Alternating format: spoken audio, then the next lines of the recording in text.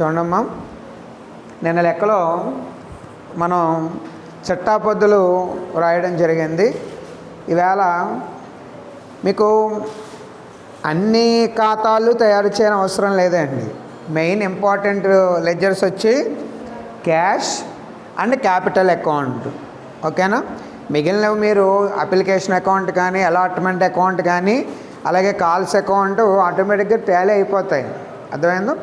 కాబట్టి అవి మరి మీరు రఫ్గా చేసుకోండి. మెయిన్గా ఒకసారి మళ్ళీ ఆ రెండు అకౌంట్స్ ఓపెన్ చేద్దామండి. ఏమో ఫస్ట్ క్యాష్ అకౌంట్.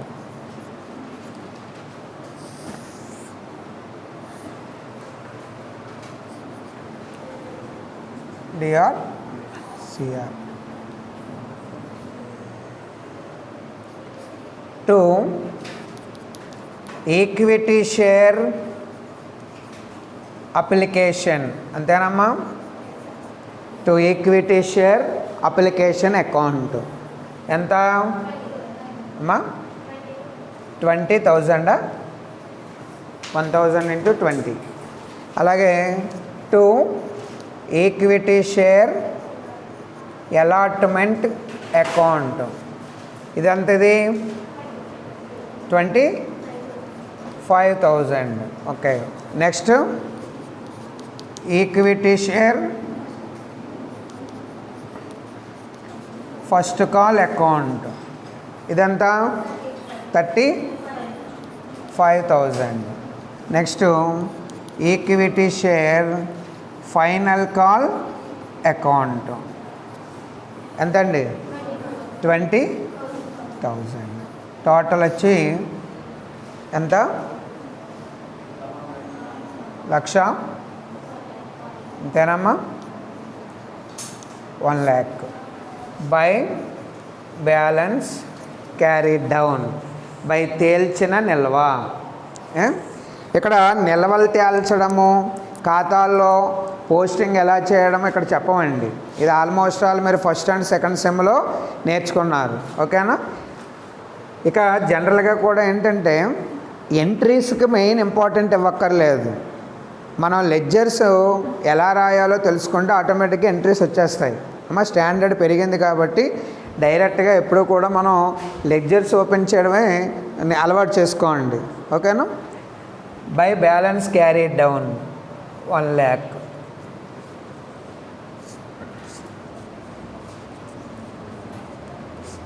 అలాగే నెక్స్ట్ అకౌంట్ వచ్చి capital equity share capital account. Equity వాటా మూలధనం ఖాతా. మీకు మనం చెప్పాను కదా, క్యాష్ క్యాపిటల్ మనం ఆపోజిట్లో చూపిస్తామని. అర్థమైందా? అసలు ఏమీ బయోహార్ట్ చేయొద్దు. జనరల్ ఎంట్రీస్ అయినా సరే, లెడ్జర్స్ అయినా సరే, ఏమి కాన్సెప్ట్కి ఇంపార్టెంట్ ఇవ్వండి. సబ్జెక్ట్ ఏంటో నేర్చుకోండి అంతే. ఆటోమేటిక్గా మనం ఎన్ని లెక్కలు ఇంక ఇదే మాదిరి లెక్కలు 100 చేసినా అంతే, ఇలాగే ఉంటాయి. అర్థమవుతుందా? సో ఇటు సైడ్ ఇక్కడ డెబిట్ రాసేటటువంటి ఐటము ఇక్కడ మనకి క్రెడిట్ వైపు చూపిస్తాం. By equity share application. ఎంత? 20,000. అలాగే బై ఈక్విటీ షేర్ అలాట్మెంట్ 25,000. అలాగే by equity share first call account 35,000. అలాగే by equity share final call 20,000. Total 1,00,000. To balance carry down 1,00,000.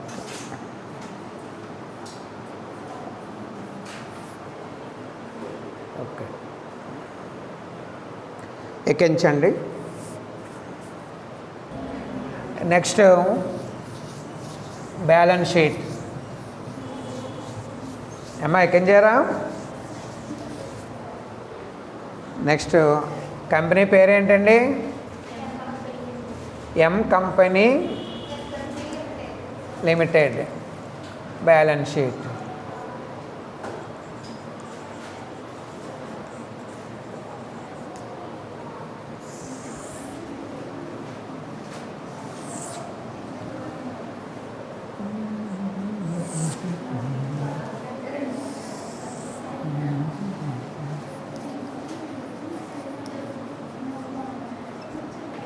Particulars amount.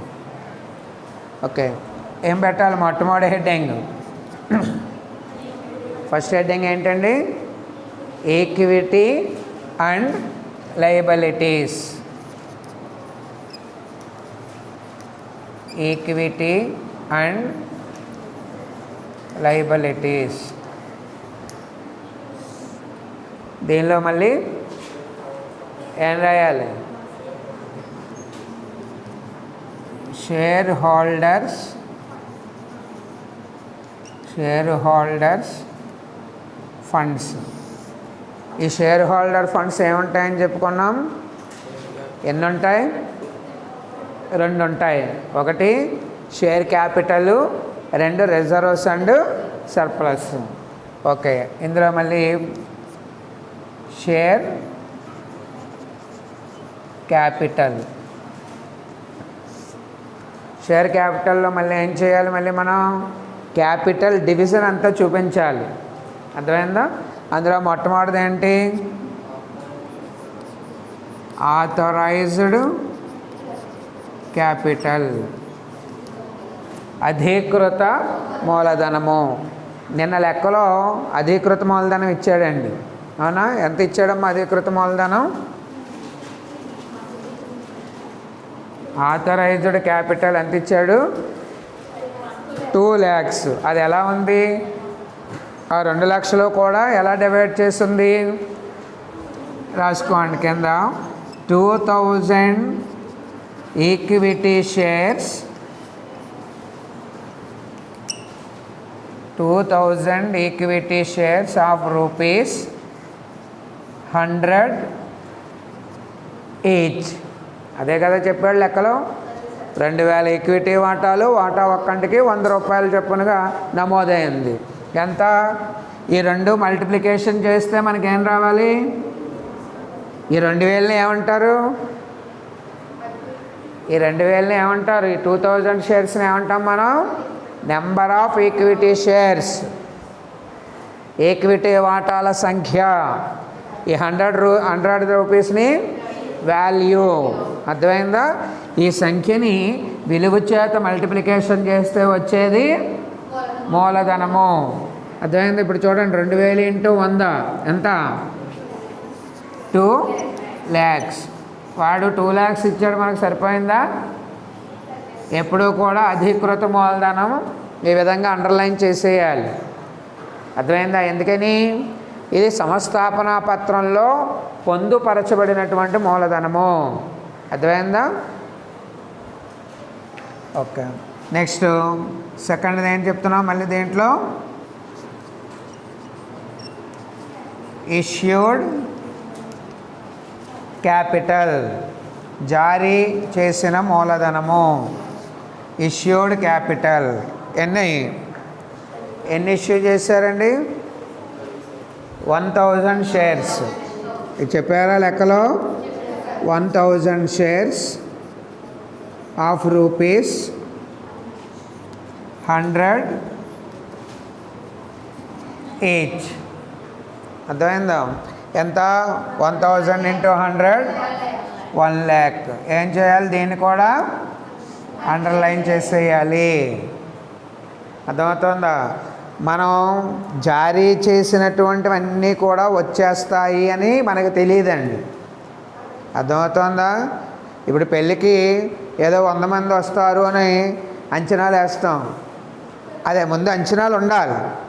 లేదా వాళ్ళందరూ వచ్చిన తర్వాత తల లెక్క పెట్టి అప్పుడు వంటలేం ప్రారంభించాం కదా. అక్కడికి వచ్చేదాన్ని బట్టి మనకు తెలుస్తాయి. ఒక 100 మంది వస్తారనుకుని ఒక 100 మంది వచ్చేసారనుకోండి, వెల్ అండ్ గుడ్. అలా కాకుండా 90 మందే వచ్చారనుకోండి, ఆ 90 మనం చూసుకుంటాం. మళ్ళీ ఆ 90 మంది అంటే తిన్న వాళ్ళందరూ చదివింపులు ఇచ్చేస్తారా? అర్థమైందా? ఏమో ఇస్తే 90 మంది బాగోదు కదా అని ఇచ్చేవాళ్ళు ఉండొచ్చు. లేకపోతే అందులో ఒక 50 మంది చదివింపులు ఇవ్వచ్చు. అర్థమైందా? ఇప్పుడు చెప్పండి, పెళ్ళికి వచ్చిన వాళ్ళు ఎంత ఇచ్చారా అంటే 90 మందిది లెక్క ఎడతామా, వచ్చి ఇచ్చిన వాళ్ళే లెక్క ఎడతామా కదా? ఆ 50 లెక్క. ఇక్కడ కూడా అంతే. ఇష్యూడ్ అంతా వస్తే వెరీ గుడ్. అర్థమైందా? తర్వాత ఏమంటున్నాం? వచ్చేదాన్ని బట్టి దీనిలో కొనేటటువంటి వాటాలు ఎంత దాన్ని సబ్స్క్రైబ్డ్ అంటున్నాం మనం. అర్థమైందా? Next subscribed capital.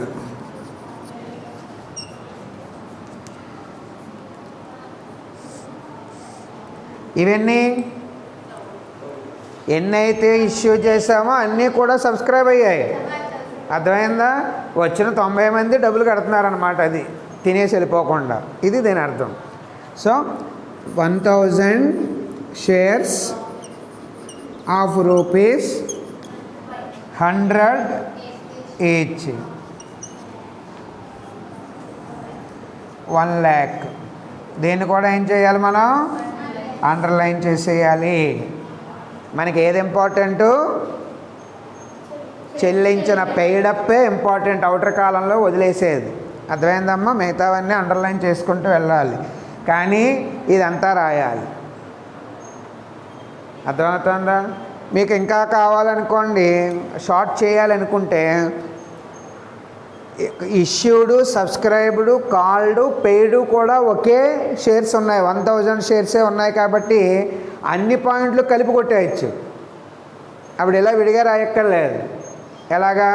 Issued, subscribed, called up and paid up capital అని పెట్టి 1000 షేర్స్ ఆఫ్ రూపీస్ 100 ఈచ్ అని అవుటర్లో వచ్చేయచ్చు.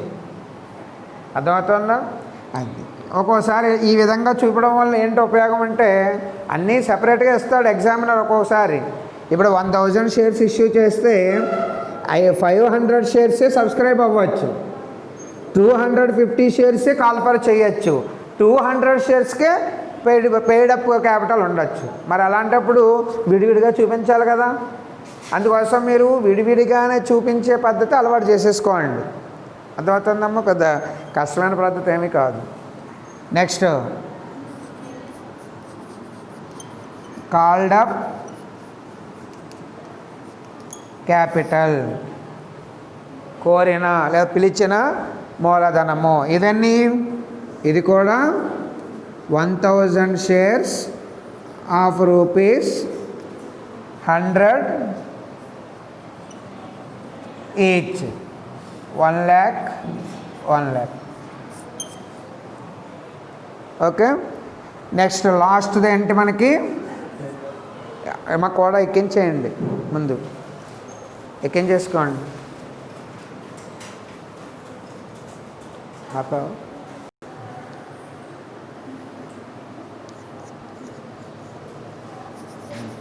Next paid up capital.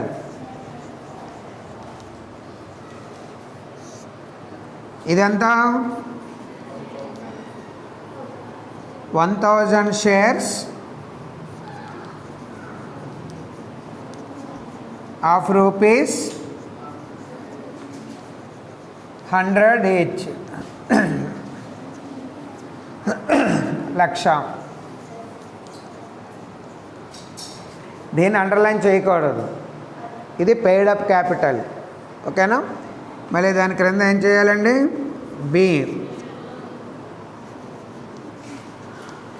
Reserves and surplus. రిజర్వులు మరియు మిగుళ్ళు ఏమైనా ఉందా? ఏమైనా ఇచ్చాడా లెక్కలో? ఏమీ లేదు. Dash 1 lakh. దీన్ని ఏమని చెప్పాను? Total equity share holders total equity share, total equity అంతే సరిపోతుంది, ఇంకంత ఎక్కువ అక్కర్లేదు. టోటల్ ఈక్విటీ లేదా total equity share holders funds ఏదైనా పర్లేదు, టోటల్ ఈక్విటీ. నెక్స్ట్ మళ్ళీ దీంట్లో రెండోది ఏంటి, నాన్ కరెంట్ లయబిలిటీస్, ప్రస్తుతేతర అప్పులు డాష్, ఏమీ లేవు లెక్కలో. మీకు ఎదురెదురు వస్తాయండి, కంగారు పడక్కర్లేదు. ప్రస్తుతేతర అప్పులు, ఇందులో డిబెంచర్లు, దీర్ఘకాలిక అప్పులు, సెక్యూరిటబుల్ లోన్స్, లయబిలిటీస్ అన్నీ వస్తాయి. నెక్స్ట్ మూడోది కరెంట్ లయబిలిటీస్, ప్రస్తుత అప్పులు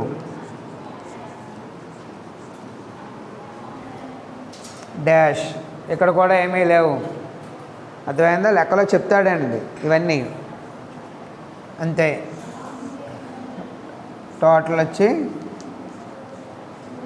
ఏమంటున్నాం దీన్ని, టోటల్ ఈక్విటీ అండ్ లయబిలిటీస్, అంతేనా?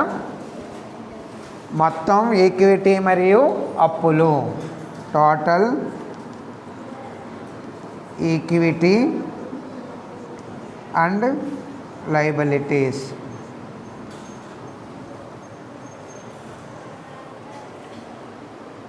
ఓకే, మళ్ళీ రోమన్ నెంబర్ 2 ఏం చూపిస్తాం మనం, అసెట్స్, ఆస్తులు. రోమన్ నెంబర్ 2 ఆస్తులు. ఇవి ఎలా రాసాం నిన్న, ఆస్తుల్ని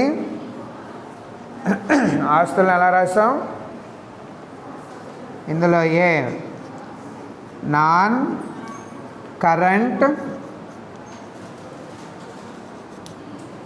కరెంట్ అసెట్స్, ప్రస్తుతేతర ఆస్తులు డాష్, ఏమీ లేవండి. Next B current asset. ఈ కరెంట్ అసెట్స్లో మనకేముంటుందని చెప్పాను, క్యాష్ ఉంటుంది. మీరు అకౌంట్ ఓపెన్ చేశారు కదా, క్యాష్, అందులో బ్యాలెన్స్ క్యారీడ్ డౌన్ ఉంది చూడండి, ఆ అమౌంట్ చూపించాలి. ఇందులో క్యాష్ ఎంత, 1 lakh, టోటల్ 1 lakh.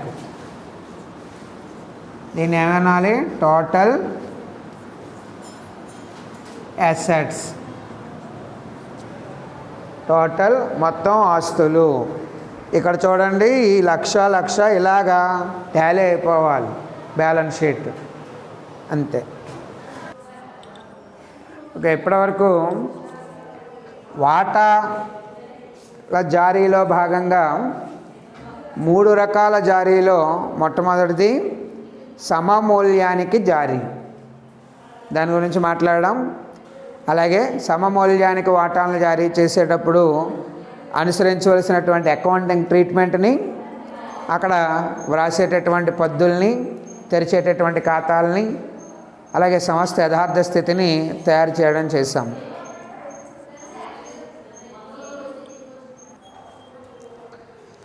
సో ఈరోజు వాటాల జారీ కార్యక్రమంలో రెండవ జారీ, వాటాలను ప్రీమియానికి జారీ చేయుట. అర్థమైందమ్మా? చాలా ఇంపార్టెంట్, ఒక 5 మార్కుల క్వశ్చన్ కూడా అడుగుతున్నారు.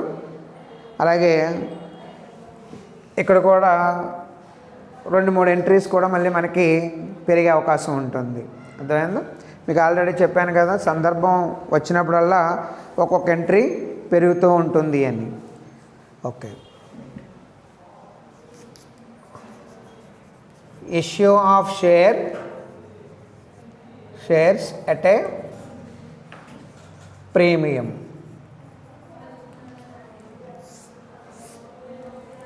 సాధారణంగా పేరు ప్రతిష్టలు ఉన్నటువంటి కంపెనీలు, అర్థమైందమ్మా?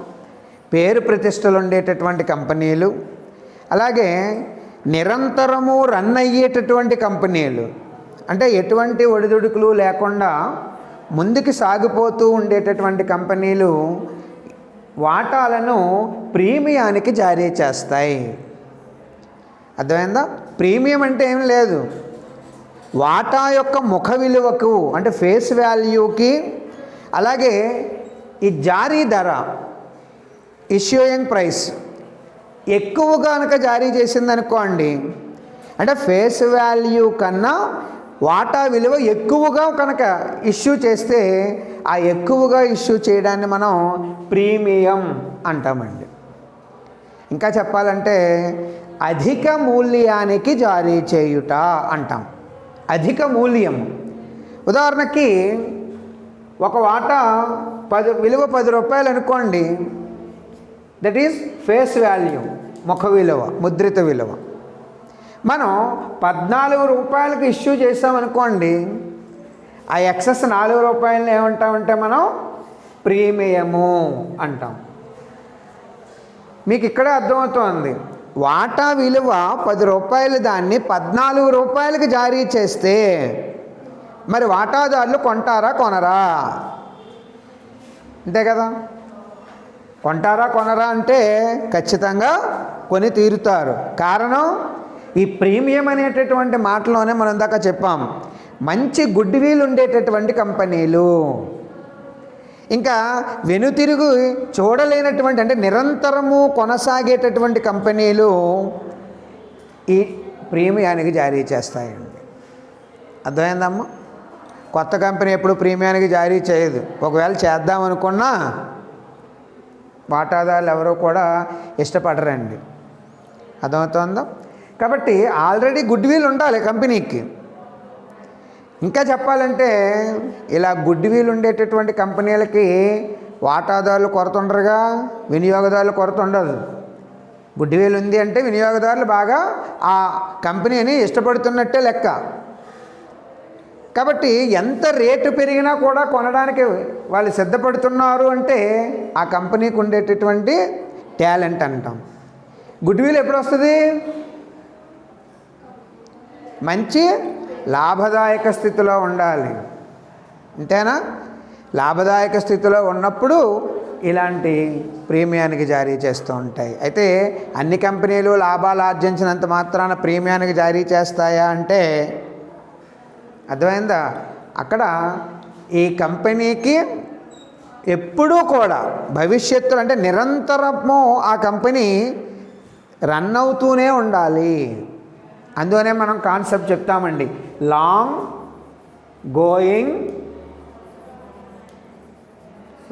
గోయింగ్ కన్సర్న్ అంటాం మనం. అంటే దీర్ఘకాలము లాంగ్ గోయింగ్ కన్సర్న్ దీర్ఘకాలము కొనసాగుతుందనే భావన. అందుకనే వ్యాపారం గురించి చెప్పేటప్పుడు ఏదో ఒక వస్తువుని కొనుగోలు చేసి అమ్మడం తద్వారా లాభం వస్తే అది వ్యాపారం కాదు. మరి వ్యాపారం అంటే ఏంటి? లాభము ముఖ్యం కదా. మరి వ్యాపారంలో వస్తువు కొనుగోలు అమ్మకాలు జరగడం ముఖ్యం కదా. ఇలా జరిగినంత మాత్రాన అది వ్యాపారం అనిపించుకోదు. ఏం చెప్తున్నారు అక్కడ? కంటిన్యూటీ ప్రాసెస్ కావాలి. అర్థమవుతుందా? కంటిన్యూటీ ప్రాసెస్ అంటే ఇందాక మనం అన్నాం, ఏదో వేళ నేను 2 రూపాయలు పెట్టి ఒక వస్తువు కొన్నాను, 3 రూపాయలకు అమ్మాను, ₹1 లాభం వచ్చిందా? నేను వ్యాపారస్తున్నేనా?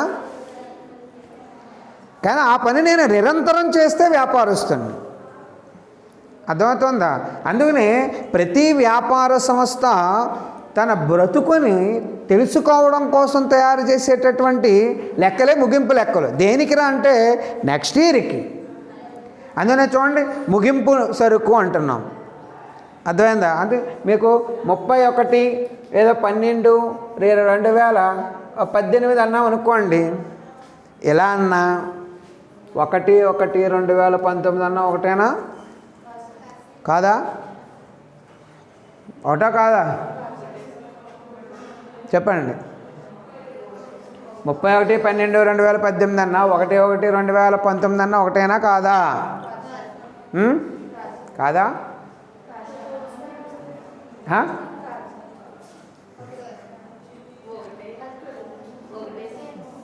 ఇప్పుడు 1/1/2018లో వ్యాపార సంస్థ ప్రారంభించాం. అది ఎప్పుడు తయారు చేస్తున్నాం మనం? ఇదేనా ముగింపు లెక్కల తయారీ డేటు? 12 నెలల కాలం. ఇప్పుడు నేనేమంటున్నానంటే 31/12/2018 అన్నా 1/1/2019 అన్నా ఒకటే కాదా?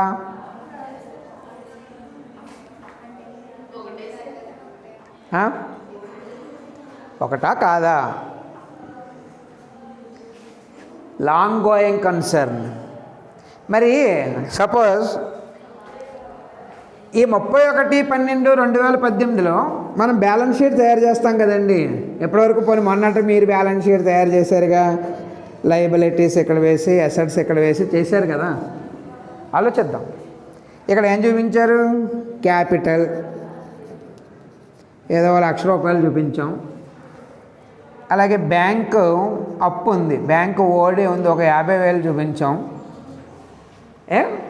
ఇటు సైడ్ ఏదో నగదు ఉంది, ఒక 20,000. అలాగే మెషినరీ ఉంది, ఓ ₹1,00,000. అలాగే క్లోజింగ్ స్టాక్ ఉంది, ఒక 20,000 ఉంది. చూపించాం అనుకోనండి. అంటే ఇక్కడితో అయిపోయింది అన్నమాట. అంతే కదా. ఇప్పుడు మరి బ్యాంకు ఓడి అంటే బ్యాంకుకి మనం చెల్లించవలసినటువంటి అప్పు ఎంత ఉంది? 50,000 రాసాం. ఈ 50,000 నెక్స్ట్ ఇయర్కి ఉంటుందా ఉండదా? ఉంటుందా? ఇక్కడితో మళ్ళీ నువ్వు చెల్లించేసావా? ఒకవేళ నువ్వు చెల్లించేసావు అనుకో, అర్థమైంది. If any debt clear about the particular accounting period, ఇక్కడ ఎందుకు తీసుకొస్తావు? ఇక్కడ ఎందుకు తీసుకొచ్చావు? నువ్వు చెల్లించలేదు కాబట్టి తీసుకొచ్చావు. అప్పు ఉంది కాబట్టి అప్పుగా చూపించావు. అంతేనా? ఒకవేళ చెల్లించేస్తే పేమెంట్ ఐటమ్ అది P&L అకౌంట్లోకి వేసేయాలి, డెబిట్. అంతే కదా. Debit all expenses and losses. లాభ నష్టాల ఖాతాలో చూపించేయాలి. అక్కడతో అప్పు క్లియర్ అయిపోయింది. కానీ అక్కడ చూపించేది ఏంటి? అప్పుపై వడ్డీలు చెల్లించినట్టుగా చూపిస్తావు. ఇంట్రెస్ట్, బ్యాంక్ ఇంట్రెస్ట్ రాస్తావు, అక్కడ డెబిట్ చేస్తున్నావు. కానీ అప్పుని, లోన్ని, ఆ డెట్ని అక్కడ చూపించట్లేదు. సరే పోన్లేండి, ఇది పక్కన పెడదాం. ఇక్కడ సరుకు ఉంది, ముగింపు సరుకు. ముగింపు సరుకు మళ్ళీ 1/1/2019కి వచ్చేటప్పుడు కదా ఏమవుద్ది? ప్రారంభ సరుకు అవుద్దా? అంటే ఆ సరుకుతోటే మళ్ళీ కొనసాగుతాయి ట్రాన్సాక్షన్స్ మరో 12 నెలల కాలం. ఇప్పుడు చెప్పండి మరి, 31/12/2018లో మిగిలి ఉన్నటువంటి దాన్ని 1/1/2019లో దాంతోటే మనం తీసుకుంటున్నప్పుడు ఆ రెండో ఒకటి కాదా? ఒకటి కాదా? ఒకటేనా? ఒకటే. చాలా ఇంపార్టెంట్ అండి డేట్లు. 1/1/2019 అన్న 31/12/2018. ఇక్కడి నుంచి దీనిలో ఉన్న మిగిలిన పదార్థాల నుంచి మళ్ళీ వ్యాపార వ్యవహారాలు నడుస్తాయి. దీన్ని వదిలేస్తే అర్ధాంతరంగా ఉంటుంది అకౌంటెన్సీ. యథాన్యాయ పరిస్థితి. ఎందుకని? దీర్ఘకాలం కొనసాగుతుందనే భావనతోటి వ్యాపారం చేస్తాడు ఏ వ్యాపారస్తుడైనా. నేను ఏదో ఇవాళ కొనుగోలు చేశాను, అమ్మాను, కొంత లాభం వచ్చింది, అమ్మాయి సరిపోయింది అనుకోడండి. ఇది నిరంతరము చేయడం వెనక ఉద్దేశం ఏమిటి? నిరంతరము ఎందుకు చేస్తున్నాడు? అదే దీర్ఘకాలం భావన. ఆ కాన్సెప్ట్ లేకపోతే, ఆ ఆలోచన లేకపోతే వ్యాపారం అంటాం మనం. అందువనే ఏదైనా ఒక వ్యవహారం జరిగి తద్వారా లాభం ఆర్జించినప్పటికీ తద్వారా వచ్చేటటువంటి దానిని వ్యాపారం అనకూడదు. చదివారు లక్షణాల్లో. Continuity process. అర్థమైందా? దీర్ఘకాలం, శాశ్వతత్వము. అందువనే కంపెనీ యొక్క లక్షణాల్లో ముఖ్యమైనది ఏమిట్రా అంటే శాశ్వతత్వము. మరి సొంత వ్యాపారంలో శాశ్వతత్వం ఉంటుందా? సొంత వ్యాపారి ఆరోగ్యం బాగోపోయినా, దీర్ఘకాల వ్యాధికి గురైనా, మరణించినా మూతపడుతుంది. వారి కుటుంబ సభ్యులు చేయొచ్చు, తీయకపోవచ్చు. ఖచ్చితంగా ఎక్కడ రూల్స్ అండ్ రెగ్యులేషన్స్ చెప్పలేదు. అలాగే భాగస్వామ్యంలో ఏ భాగస్థుడు విరమించినా, మరణించినా, దివాలా తీసినా సంస్థ అంతటికీ వస్తుంది అపరిమిత రుణ బాధ్యత. కాబట్టి అక్కడ కూడా శాశ్వతత్వం అనేది లేదు. భాగస్వామ్యంలో కూడా ఏ ఒక్క భాగస్తుడు చేసే చెడ్డ పనికి మొత్తం అదంతా సంస్థ అంతటికీ చుట్టుకుంటుంది. అర్థమవుతుందా? తన సమస్త ఆస్తులతో పాటుగా వ్యక్తిగత ఆస్తులు కూడా హరించుకుపోతాయి. కాబట్టి అన్లిమిటెడ్ లయబిలిటీ అంటాం అక్కడ. కానీ కంపెనీకి వచ్చేటప్పటికి శాశ్వతత్వము, కంటిన్యూటీ, అందుకనే ఇది ఒక ప్రత్యేకమైనటువంటి లక్షణాలు చెప్పడం జరిగింది. మీరు ఆల్రెడీ BOMలో చదివారు. అర్థమైందా? పారంపర్యాధికారాలు, శాశ్వతత్వము, అధికార ముద్ర, అర్థమైందా? ఇవన్నీ కంపెనీకి ఉండేటటువంటి విశిష్ట లక్షణాలు అని మాట్లాడతామన్నమాట. సో శాశ్వతత్వం అంటే కంపెనీలో ఉండేటటువంటి వాటాదారులకి ఎవరికైనా ఆరోగ్యం బాగోపోయినా, లేకపోతే ఇంకితరితర ఏదైనా దీర్ఘకాల వ్యాధులకు గురైనా కంపెనీ మూతపడదు.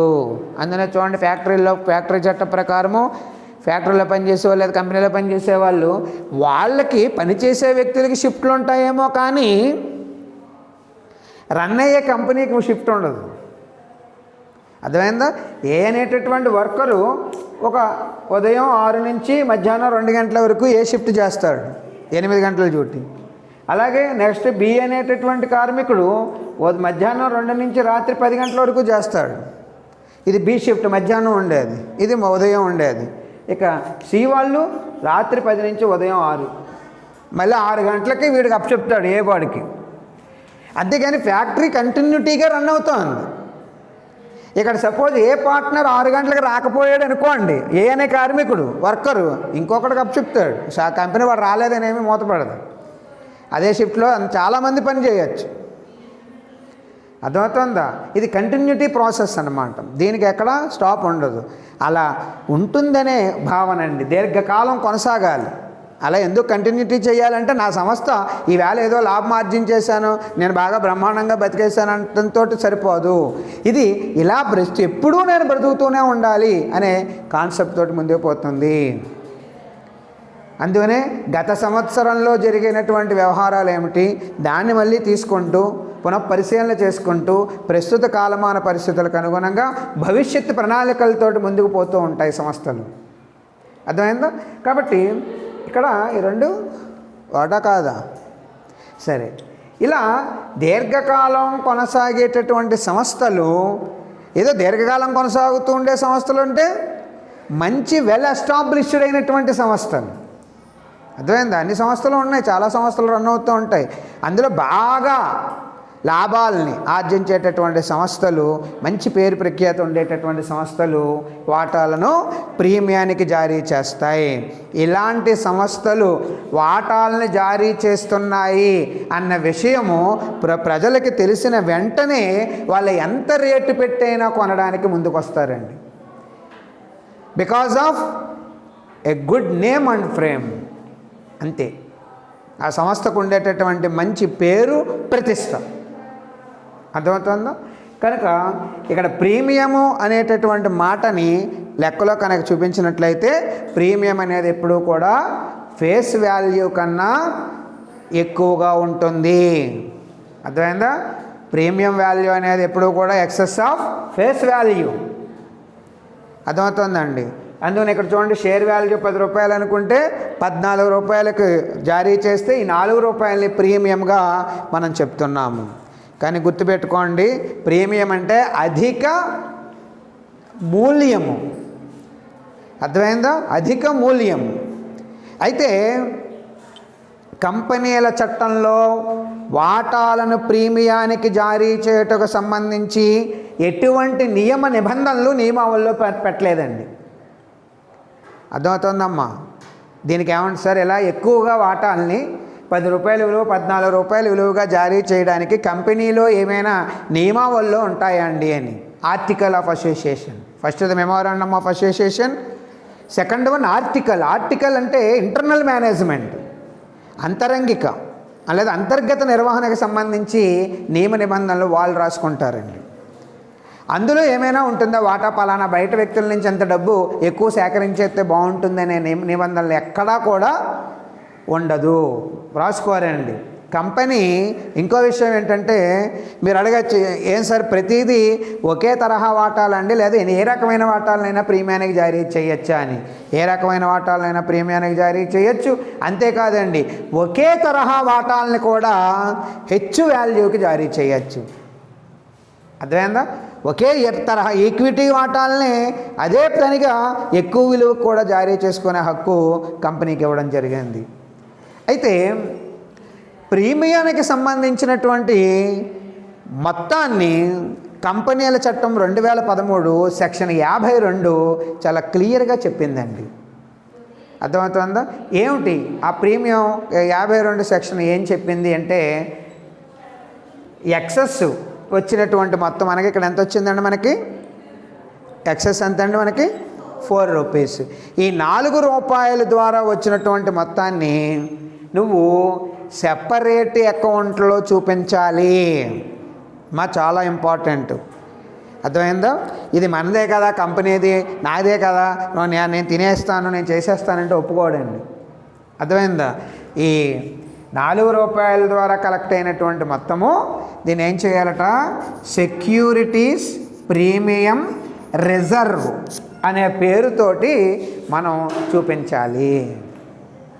అర్థమైందా? ఇక రెండోది, ప్రీమియం అనేది మూలధనంలో భాగం. అర్థమైందా? మూలధనంలో భాగం.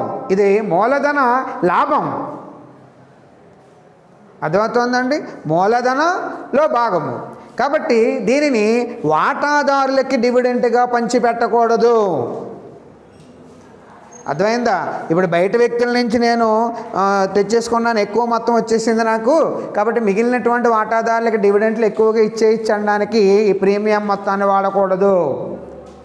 ఇది కేవలం మూలధన లాభము. అర్థమైందా? దీన్ని వాటాదారులకి పంచిపెట్టడానికి వీలు లేదు. సెక్షన్ 52 క్లియర్గా చెప్పింది. అర్థమైందా? ప్రీమియం ద్వారా వచ్చినటువంటి మొత్తాన్ని సెక్యూరిటీస్ ప్రీమియం రిజర్వ్ ఖాతాలో ఉంచాలి. రెండోది, వాటాదారులకు డివిడెంట్గా పంచిపెట్టడానికి వీలు లేదు. అర్థమవుతుందమ్మా? మరి ఈ ప్రీమియంకి వాళ్ళ ఉపయోగాలు ఏమిటి అంటే, ఎట్లా వాడుకోవచ్చు దీన్ని అంటే, కంపెనీ బోనస్ వాటాలని జారీ చేసేటప్పుడు, అర్థమైందా, కంపెనీ ఏదైనా బోనస్ వాటాలను కనుక జారీ చేస్తే అప్పుడు ఈ సెక్యూరిటీ ప్రీమియం రిజర్వ్ మొత్తాన్ని వాడుకోమన్నారు. అసలు బోనస్ వాటాలు అంటే ఏంటి, ఎప్పుడు జారీ చేస్తాయి, దానివల్ల ఉపయోగాలు ఏమిటి, అర్థమైందా, ఎన్ని రకాలుగా బోనస్ వాటాలని వాడుకుంటే ఇష్యూ చేస్తాయి, అంతేకాకుండా అది పూర్తి విలువ మేరకు చెల్లించినటువంటి వాటాలని చెల్లించడానికి ఈ సెక్యూరిటీ ప్రీమియం రిజర్వ్తో పాటుగా ఇంకా ఏమైనా మొత్తాలు వాడుకుంటుందా కంపెనీ అనేటటువంటిది మనకి ఎండింగ్ టాపిక్, ఈ టాపిక్లోనే మనకి ఉందండి. బోనస్ వాటాలు జారీ, అక్కడ దీని గురించి డీటెయిల్డ్గా మాట్లాడదాం. ఓకేనా? ఇప్పుడు మట్టికి ఏంటి మీరు గుర్తుపెట్టుకోవాల్సింది, ఒకవేళ కంపెనీ కనుక బోనస్ వాటాలు జారీ చేస్తే మనం ఏం చేయాలి, ఈ సెక్యూరిటీ ప్రీమియం రిజర్వ్ మొత్తాన్ని వాడుకోవచ్చు. అర్థమైందా? ఇక రెండోది, మనం వాటాలను జారీ చేసేటప్పుడు, వాటాలను జారీ చేస్తున్నాం కదండి, అది ఏ జారీ అయినా పర్వాలేదు, సమూల్యం అవ్వచ్చు, ప్రీమియం అవ్వచ్చు, ఇంకోటి అవ్వచ్చు. ఇలా జారీ చేసేటప్పుడు కొన్ని ఖర్చులు అవుతూ ఉంటాయి. అర్థమైందా? కొన్ని ఖర్చులు పెడుతూ ఉంటాం. అలాగే సంస్థని ప్రారంభించేటప్పుడు ప్రాథమిక ఖర్చులు అని మాట్లాడతాం, ప్రిలిమినరీ ఎక్స్పెన్సెస్. అర్థమైందా? దాన్ని మీరు ఇదివరకు ఎక్కడ చూపించేవారండి, ఎప్పుడైనా విన్నారా ఆ పదం? ప్రిలిమినరీ ఎక్స్పెన్సెస్ విన్నారండి ఎప్పుడైనా? ప్రాథమిక ఖర్చులు, ప్రారంభ ఖర్చులు ఎప్పుడైనా విన్నారా? దాన్ని ఆస్తపుల పట్టీలో ఆస్తిగా చూపేవారు. అవునా? ఆస్తుల పట్టీలో ఆస్తుల వైపు చూపించేవాళ్ళం. కానీ మీకు అప్పుడు డౌట్ రావాలి, ఖర్చులన్నీ డెబిట్ చేయాలి కదా, మనం ఎప్పుడు లాభనష్టాల ఖాతాలో ఎందుకు వేయలేదని అప్పుడు అడగం మనం. అర్థమైందండి? కాబట్టి అంటే సంస్థ ప్రారంభించడానికి ముందు జరిగేటటువంటి ఖర్చులు సంస్థ ఇంత అభివృద్ధికి ఆ ఖర్చు అంటూ పెట్టకపోతే ఇంత అభివృద్ధికి అవకాశం లేదు కదా. అందుకోసం దాన్ని ఆస్తిగా పరిగణించుకుంటాయి. ఇవి కృత్రిమ ఆస్తులు. అర్థమైందండి?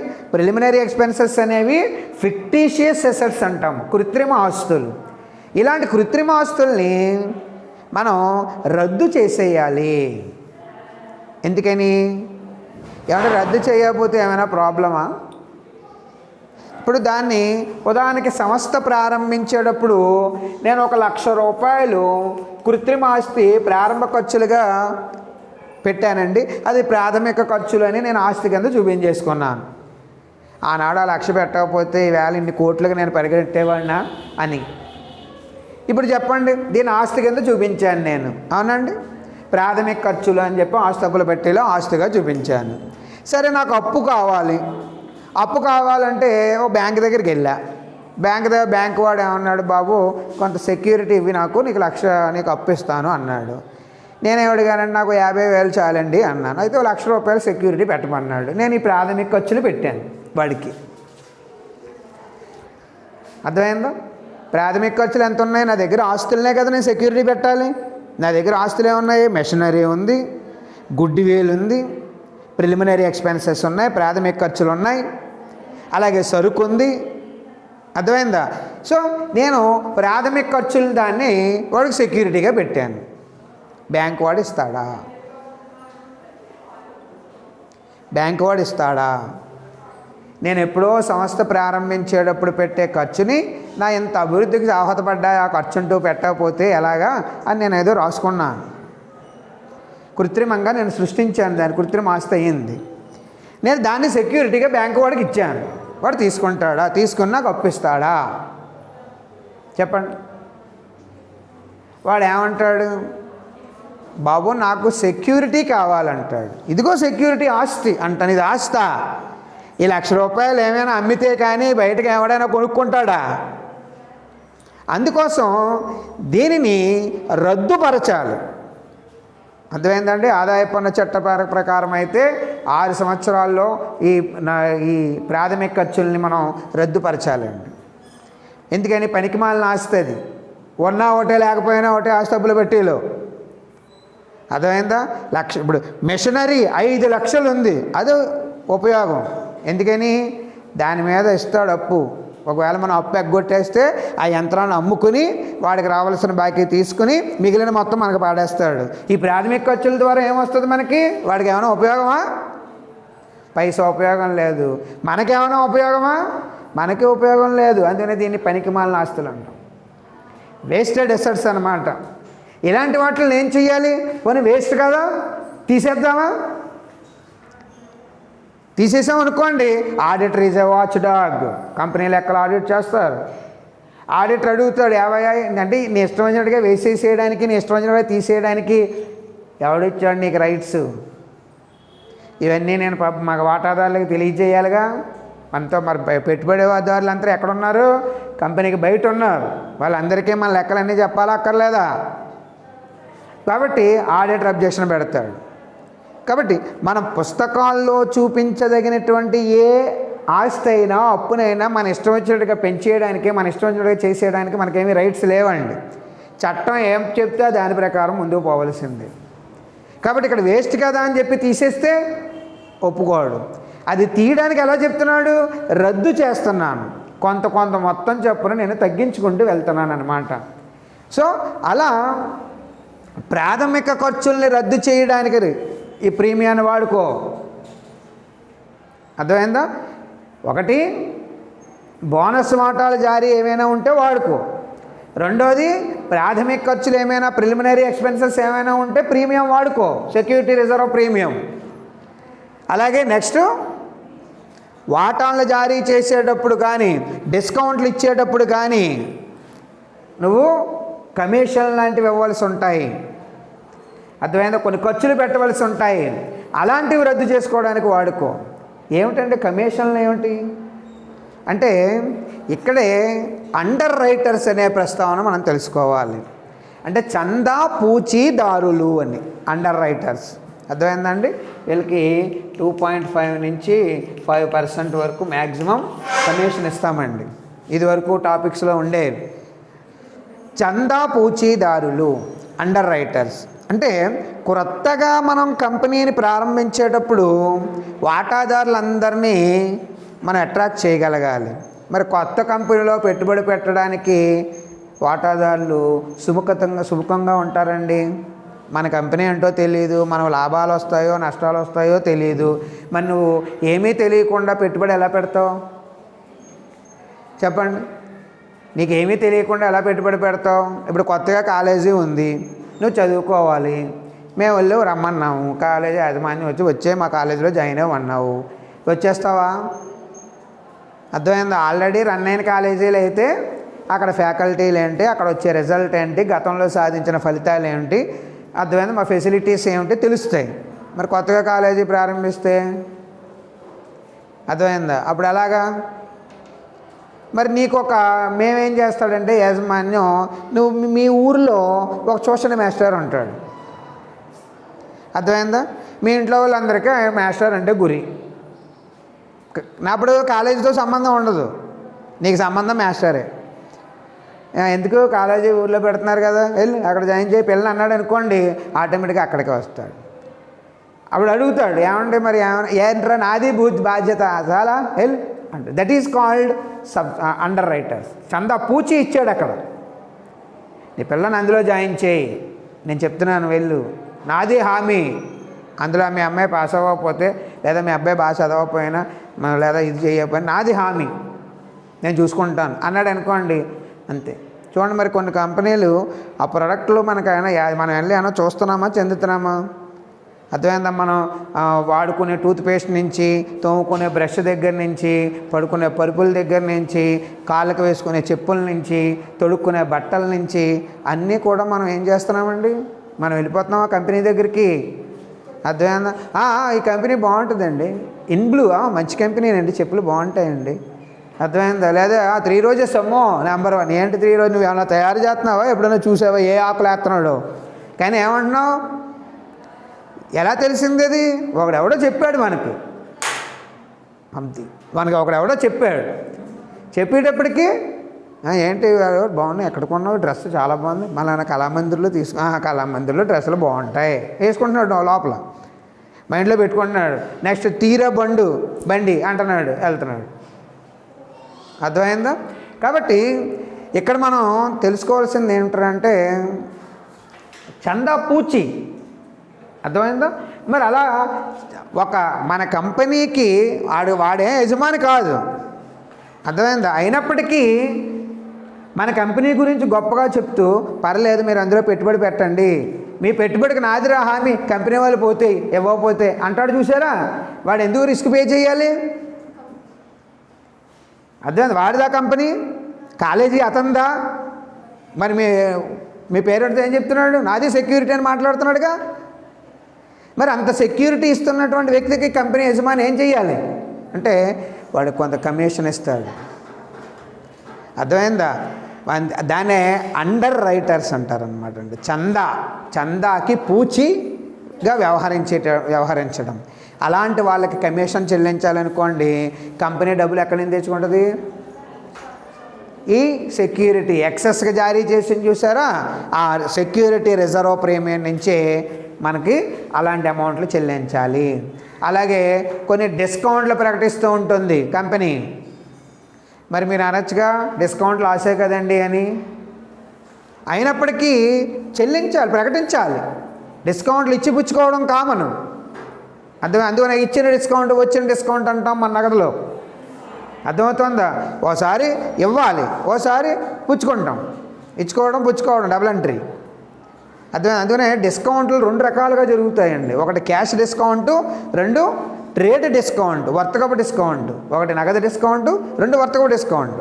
వర్తకపు డిస్కౌంట్ అనేది వాడు అమ్మ చూపిన ముద్రిత మూల్యంలోనే తగ్గించేస్తాడు. అదే వ్యాపారం చేస్తున్నటువంటి వర్తకుడికి సేమ్ వ్యాపారం చేసేటటువంటి వర్తకుడు నికర విలువ మూల్యంలోనే తగ్గించేటటువంటి డిస్కౌంట్ వర్తక డిస్కౌంట్. ఇప్పుడు నేను రొట్టెల వ్యాపారం చేస్తున్నాను అనుకోండి, అవతల వాడు కూడా రొట్టెల వ్యాపారం చేసేవాడి దగ్గర నేను కొనుగోలు చేస్తే వాడు నాకు ఇస్తాడు, అర్థమైందా? లేకపోతే ఏంటండి, ఓ సబ్బు రేటు మీద 12 రూపాయలు అంటే 12 రూపాయలు అమ్ముతాడు వాడు. ఓ సోపు తీసుకోండి, ఓ 20 రూపాయలు చెప్పాడు సబ్బుని, అర్థమైందా? అప్పుడు నువ్వేమంటే వ్యాపార శాస్త్రం చదివావు కదా. కొనుగోలు అమ్మకము ఎంతకి 20 రూపాయలు ఉంది, దాని మీద రేటు వాడు 20 రూపాయలకు అమ్ముతున్నాడు మనకి కదా. కొన్నాడు, అమ్మాడు, మధ్యలో ఏముండాలి? లాభం ఉండాలి కదా. మరి లాభం ఏది ఉంటుందా? మరి దాని మీద 20 రూపాయలే ఉన్నప్పుడు, దాని మీద 20 రూపాయలు చెప్పిన మనకు అమ్ముతున్నప్పుడు ఇంక వ్యాపారంలో లాభం ఎక్కడ కనపడుతుంది అనుకుంటాం కదా మనం. అర్థమైందా? మా మాస్టర్ కొనుగోలు. ఓకే, కాబట్టి ఇలా డిస్కౌంట్లు ప్రకటించేటప్పుడు డిస్కౌంట్ అనేటటువంటిది వ్యయమండి మనకి. సో అలాంటి వ్యయాల్ని తగ్గించుకోవడానికి కూడా మనకి సెక్యూరిటీ ప్రీమియం రిజర్వ్ అనేది తీసుకోమన్నారు. అంతేకాకుండా వాటా సెక్షన్ 68 ప్రకారము బైబ్యాక్ ఆఫ్ షేర్స్. అర్థమైందా? అంటే వాటాలను, అది కూడా మనకి ఈ టాపిక్ ఈ సంవత్సరం ఉందండి, దీని ఎండింగ్లో దాని గురించి క్లియర్గా చెప్తాను. బైబ్యాక్ అంటే వాటాలని తిరిగి కొనుగోలు చేయడము. అర్థమవుతుందా? అసలు వాటాలను ఎందుకు తిరిగి కొనుగోలు చేస్తారు, ఏ పద్ధతులు ఉంటాయి, అక్కడ అవలంబించవలసినటువంటి అకౌంటింగ్ ట్రీట్మెంటు అక్కడ మాట్లాడుకుందాం. సో అలా వాటాలని తిరిగి కొనుగోలు చేసేటటువంటి పక్షంలో కూడా ఈ సెక్యూరిటీ ప్రీమియం రిజర్వ్ అని వాడుకోమంటున్నాడండి. అర్థమైందా? ఇది ఈ ప్రీమియం రిజర్వ్ అనే దాని గురించి వివరణ. అర్థమైందా? గుర్తుపెట్టుకోండి, కంపెనీల వాటాలని ప్రీమియానికి జారీ చేసేటప్పుడు ఆ ప్రీమియం ద్వారా వచ్చినటువంటి మొత్తాన్ని ఒక ప్రత్యేక ఖాతాలో చూపించాలి. దాన్నే మనం సెక్యూరిటీస్ ప్రీమియం రిజర్వ్ అనే పేరుతోటి పిలుస్తాము. ఇక రెండోది, దీన్ని సెపరేట్గా అప్పుగా చూపించాలి. ఇది ఒక మూలధన లాభము, వాటాదారులకి డివిడెంట్గా ప్రకటించరాదు. అర్థమవుతుందా? నువ్వు ఎక్కువ లాభేసి వాటాల ద్వారా లబ్ధి పొందావు కదా, కాబట్టి నార్మల్గా ఇదివరకు వాటాదారుల సంస్థలో ఉండేటటువంటి వ్యక్తులకి ఈ లాభాన్ని పంచిపెట్టే రైట్స్ కంపెనీకి లేవు. దీనికి సంబంధించినటువంటి నియమ నిబంధనలన్నీ కూడా 2013 చట్టము సెక్షన్ 52లో పొందుపరచడం జరిగింది. ఏమ్మా? అలాగే ఈ ప్రీమియం ద్వారా వసూలయ్యేటటువంటి మొత్తాలని మనం ఒకటి దేనికండి? బోనస్ వాటాలు జారీ చేయడానికి వాడుకోమన్నారు. అలాగే ప్రాథమిక ఖర్చులు ఏమైనా ఉంటే రద్దు చేయడానికి వాడుకోమన్నారు. అలాగే వాటాలను కానీ డిబెంచర్లు కానీ మనం జారీ చేసేటప్పుడు అయ్యే ఖర్చులను కానీ లేదా కమిషన్లు కానీ లేకపోతే డిస్కౌంట్లు కానీ ఏదైనా ఇచ్చినట్లయితే ఆ మొత్తాలను తగ్గించుకోవడానికి వాడుకోమన్నారు. అలాగే వాటాలని తిరిగి కొనుగోలు చేసేటటువంటి ప్రక్రియ ఏమైనా కొనసాగినట్లయితే కంపెనీలో సెక్షన్ 68 ప్రకారము దానికి కూడా ఈ సెక్యూరిటీస్ ప్రీమియం రిజర్వ్ మొత్తాన్ని వాడుకోమన్నారు. ఓకేనా? ఇక అకౌంటింగ్ ట్రీట్మెంట్ ఎట్లా ఉంటుంది? ఇక్కడ అకౌంటింగ్ ట్రీట్మెంట్ కనుక మనం చూసినట్లయితే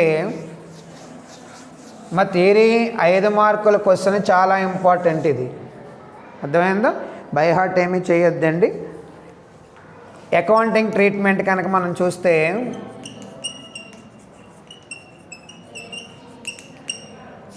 ఈ ప్రీమియానికి జారీ అనేది మనకు ఉండేటటువంటి వాయిదాలలో ముఖ్యంగా అప్లికేషన్, అలాట్మెంట్. అర్థమైందా? వాటాల్ని జారీ చేయడానికి ఆ మొత్తాన్ని కలెక్ట్ చేయడానికి ఉండేటటువంటి వాయిదాలలో ఎక్కడైనా ఈ ప్రీమియం మొత్తాన్ని పెట్టచ్చండి. అర్థమైందా? ప్రీమియం అనేది దరఖాస్తులో జారీ చేయవచ్చు లేదా అలాట్మెంట్లో జారీ చేయవచ్చు. గుర్తుపెట్టుకోండి, అప్లికేషన్లోనే ఎక్కువ మొత్తాన్ని కలెక్ట్ చేయొచ్చు, లేదు అలాట్మెంట్లోనైనా కలెక్ట్ చేయొచ్చండి. ఒకవేళ ఎగ్జామినర్ కనుక ఈ ఎక్సెస్ మొత్తాన్ని ఎందులో కలెక్ట్ చేస్తున్నాడో చెప్పలేదనుకోండి, అర్థమైందా? If the examiner has not mention, అర్థమైందా, excess collectable amount of premium, అప్పుడు నువ్వు అలాట్మెంట్లోనే సాధారణంగా ఉంటుంది అని భావించాలి. అర్థమవుతుందా? ముందు అప్లికేషన్ పెట్టినప్పుడైనా చెప్పేయచ్చు, అమ్మ ఫీజు మధ్యలో మీకు మళ్ళీ పెరుగుతూ ఉంటాయి, కాలేజీ వాళ్ళు ముందు 60,000 మధ్యలో మరి అనివార్య కారణాల వల్ల పెరగచ్చు అని. లేదు అప్లికేషన్ పెట్టమ్మా తర్వాత చూద్దాం ఉంటాం, అప్లికేషన్ పెట్టిన తర్వాత నీకు సీట్ కేటాయించినప్పుడు చెప్పచ్చు, అప్పుడు మీకు 6,000 అన్నాము ఇప్పుడు 10,000 చెప్తున్నాం, అని ఫీజులు పెరిగాయమ్మా, ఛార్జీలు అన్నీ పెరిగాయి అని. కాబట్టి ఈ ఎక్సెస్ మొత్తం అలాట్మెంట్లోనైనా కలెక్ట్ చేసుకోవచ్చు. అర్థమైందా? ఏమీ చెప్పకపోతే ఎక్కడ ఉంటుంది అది? అలాట్మెంటే. గుర్తుపెట్టుకోండి, ప్రీమియం మొత్తం అనేది ఎక్కడ కలెక్ట్ చేస్తుందో కంపెనీ కనుక క్లియర్గా చెప్పకపోతే అది కేటాయింపులోనే కలెక్ట్ చేస్తున్నట్టుగా భావించండి. ఓకేనమ్మా? సరే, ఇక ఇది మూలధన అంశము కాబట్టి ఖచ్చితంగా దీనికి ఒక సపరేట్ అకౌంట్ పూర్తి చేయాలి అని చెప్పాను. ఇక్కడ ముందుగా అప్లికేషన్లో కనుక మనం చూసినట్లయితే, అంటే ప్రీమియం అనేది అప్లికేషన్లో జారీ చేస్తే ముందుగా అప్లికేషన్ పద్దు ఏం రాస్తామండి? దరఖాస్తు మీద వాటాలని ముందు దరఖాస్తుతో జారీ చేస్తున్నప్పుడు ఏం చేస్తాం? పద్దు ఎలా రాస్తామండి? ఫస్ట్ పద్దు ముందు ఎప్పుడు దరఖాస్తు అనగానే మొట్టమొదటి పద్దు నగదు, క్యాష్ వస్తుంది. Cash account debtor to equity share application. అంతేనండి? ఓకే. ఇక రెండో ఎంట్రీ ఏంటి మనకి? Second entry equity share application account to equity share capital account to securities premium reserve account. అంటే ఇప్పుడు ఎట్లా చూపిస్తామండి? ఇక్కడ ఒక 10 రూపాయలేమో ఇక్కడ చూపిస్తాం, 4 రూపాయలేమో ఇక్కడ చూపిస్తాం. అర్థమైందా? ఎప్పుడు with the premium amount collecting in application. అర్థమైందా? అలా కాకుండా అలాట్మెంట్లో కనుక కలెక్ట్ చేస్తుంది అనుకోండి, అలాట్మెంట్లో మళ్ళీ ఫస్ట్ ఏంటి? Equity share allotment account debtor to equity share capital to securities premium reserve account. మళ్ళీ second entry cash account debtor to equity share allotment account. అంతే. అర్థమైందా? మనకి ఏది జరిగినా, ఎక్సెస్ ఏం జరిగినా సరే అమ్మా మనం ఎంట్రీలో చూపించేస్తాం. ఇప్పుడు ఇక్కడ 4 రూపాయల అమౌంట్ని ఏం చేస్తామంటే ప్రత్యేకంగా లయబిలిటీ క్రెడిట్ చేస్తాం. అర్థమైందా? ఇది మూలధనం అంశం అన్నాం కదండి, ఇందాక చెప్పానా? మూలధనాలు ఎప్పుడూ కూడా ఏ నిల్వ చూపుతాయి? మూలధనం ఎప్పుడూ కూడా అప్పే కదా. అప్పులు ఎప్పుడు ఏ నిల్వ చూపుతాయి? క్రెడిటా డెబిటా? క్రెడిట్. ఇక్కడ చూడండి, సెక్యూరిటీ ప్రీమియం రిజర్వ్ ఎందులో చూపించాం? పద్దు క్రెడిట్లో చూపామా డెబిట్లో చూపామా? 2 అంటే క్రెడిటేనా? అదన్నమాట. కాబట్టి దీన్ని ఏం చేయాలి? సెపరేట్ మొత్తాన్ని అప్పుల కింద చూపించాలి. ఆ అప్పుల కింద చూపించిన ఎక్సెస్ మొత్తం ఉంది కదా అని వాడేసుకోకూడదు. అది కూడా ఎప్పుడు వాడుకోవాలో చెప్పింది.